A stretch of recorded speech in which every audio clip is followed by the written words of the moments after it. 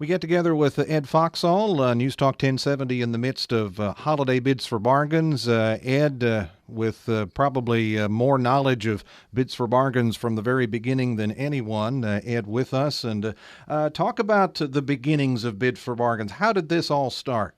Harold, that's a good question, and I researched that in my mind several times. We go back about 30 years. Bud James used to be one of the former owners of the radio station. He and I got together with a guy, and we had coffee down south of Hannibal, and we started dreaming up about an auction and maybe having it on the air and trying to figure out all the ins and outs of it.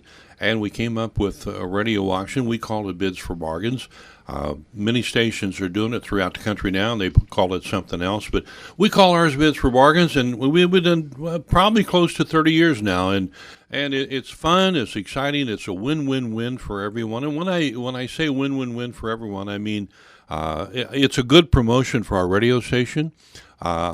It's a good promotion for businesses, our business partners in the area, and it's absolutely a win-win-win, including our listeners, because they get huge discounts on quality items and merchandise, and it's just fun. And when I say businesses, we sell a certificate on the air through the auction, and somebody comes in and buys it, picks it up, and goes to that store. And if they're happy with the service or the product, they're going to go back. So that business has established a new client base.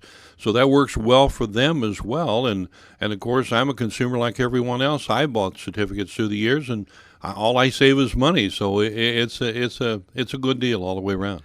So, of course, the goal as far as the station is concerned, working with the businesses, is to bring in quality items. Sometimes the quality has been a little interesting over the years, hasn't it? That's exactly right. Probably the strangest thing I can remember through the years on Bids for Bargains was a worm farm from Bush and Anna Harrell up at Bush's Sports World. It was a worm farm.